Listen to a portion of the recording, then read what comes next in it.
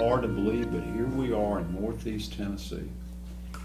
Every day, there are multiple individuals either driving to Atlanta or to other source cities and bringing back pounds and pounds of drugs, or the Mexican cartels have entrenched themselves now to where they actually are bringing it to individuals. And just within the last week, I'm aware of one case that was made by our drug task force of 3 pounds of methamphetamine, and then while we were away at conference, they called me 5 pounds of methamphetamine, 5 pounds of heroin, and 1,000 press pills.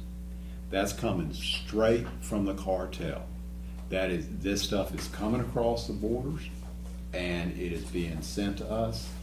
The cartels now have set up these huge laboratories where they're pressing the pills. They're getting in the fentanyl from India, the China. They're converting it over, and they are just sending it in by the pounds and pounds and pounds. Much of it coming through Mexico. So we're at the epicenter right here.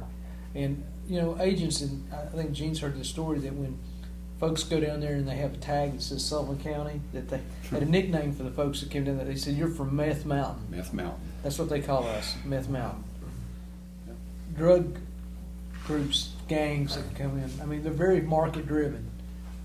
That's why when you see the first few years of the statistics, that's when opioids were exploding and there was a high addiction, people became addicted. Well, as the laws began to restrict access, people went to opioid related drugs or other drugs that would be that would help them, that they needed when they craved for their addiction. So you see they turn to other opioid related drugs like fentanyl, heroin, plus meth has become cheaper, exported, pure, and so these groups are not stupid. They know there's a whole market of addicts. Now they're having a hard time getting the pills from their doctors.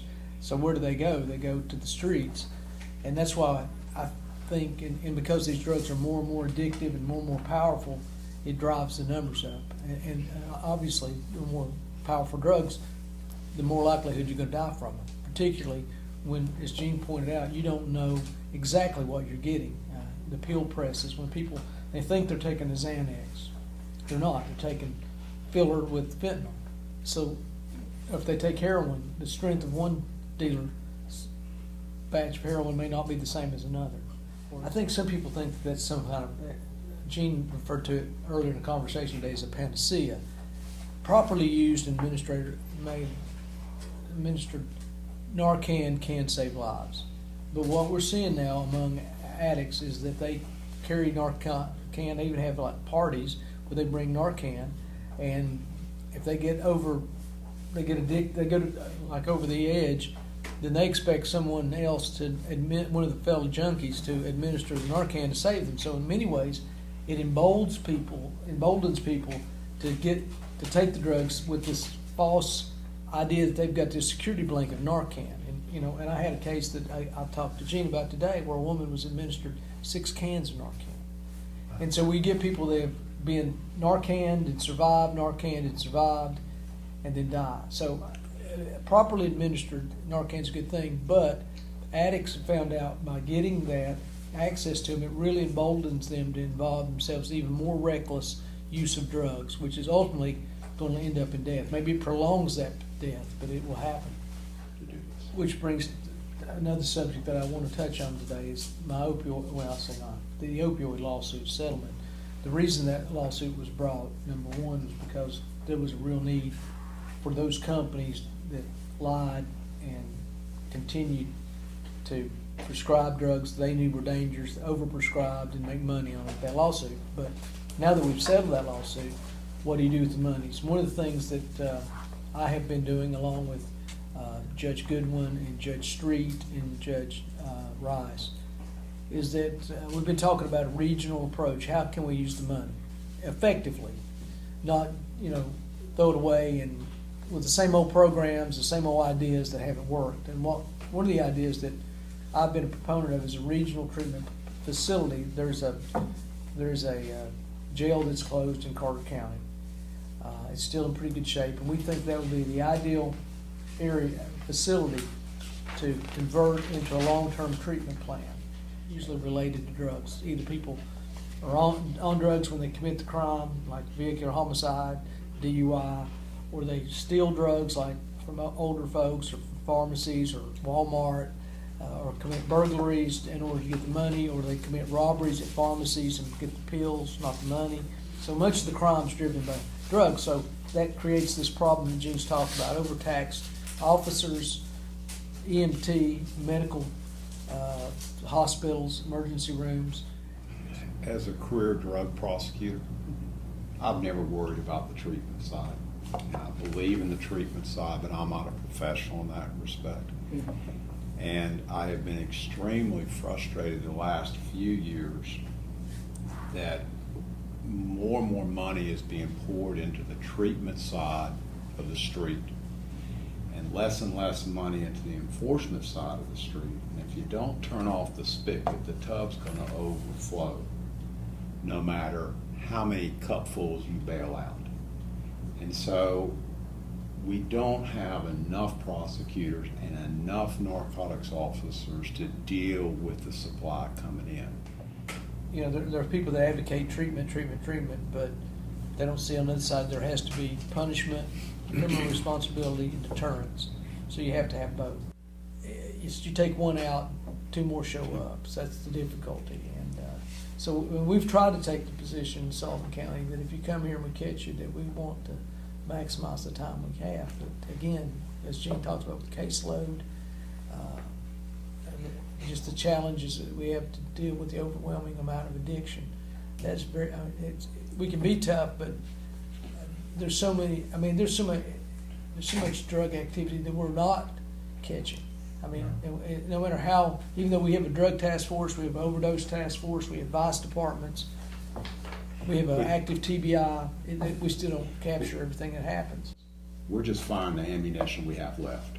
Okay, I mean, that's all we're doing. We're doing the little bit that we can. But if you ask any narcotics officers here in Sullivan County, I would say across the state, I would say across the country, they'll tell you we've lost. The other thing, I think, if you look at it as a big picture, when you see these figures, you know, they're just figures, but think about what it's doing to the community. If you take a larger view, I mean, we're losing a generation of people. I mean, there are people out there that have children, they're losing their fathers, people losing their mothers, losing their brothers, their friends, co-employees. You know, how does a community in the long term sustain itself if the addiction levels are this high, the deaths are this high? How do you build a safe, productive future for Sullivan County or Northeast Tennessee? When we started giving stimulus money out to people that didn't lose jobs because they weren't working to begin with, and they continued to get their checks, all stimulus money was this is a bonus to your checks. And the drug holes just exploded. And while I understand and agree that COVID has affected all of us, and if I already had pre-existing psychological problems, it could drive me deeper into the hole. I have that in my own family. But I want to tell you, COVID hasn't done anything other than to put more money in more addicts' pockets where they could buy more drugs, and because there was more of a demand, the supply side said, we need to pick up what we're bringing in. And if you look at most people that have died from this, they had their addiction preceded COVID. And I'm like Gene, you know, there might be instances where it may be immediately they did deep into depression or deep in their addiction, but many of these people were addicts before, and the money just actually really probably facilitated their death because it gave them more the ability to buy more drugs more often. There's nothing more rewarding to me to see somebody I've prosecuted that comes back and says, I've got my life on track. Life has meaning. I'm now a father. I'm now a husband. I'm an employee.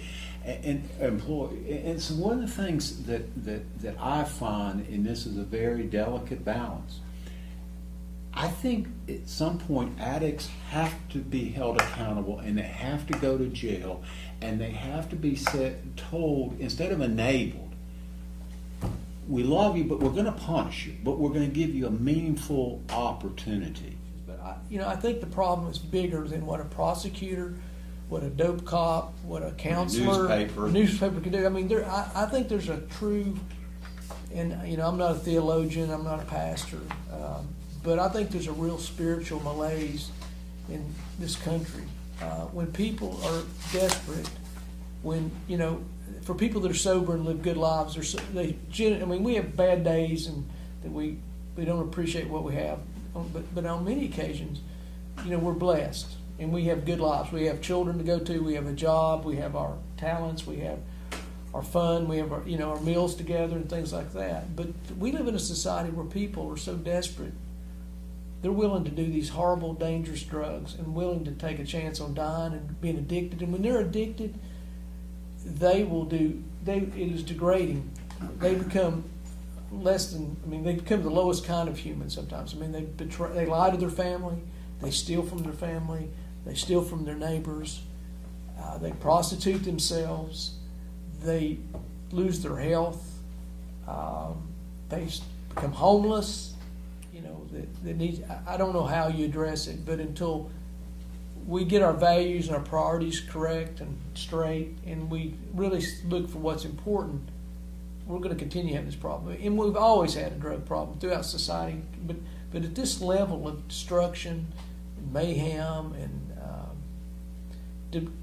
these rocketing numbers that keep going up, just tells me there's a deeper problem that as individuals in society, we have to look deep and say, why and what, and I guess each one of us have something we can try to do to try to help it turn around. But as long as we have people that believe that meth, getting the greatest high ever, is the way for happiness and contentment, we're going to continue to have this problem.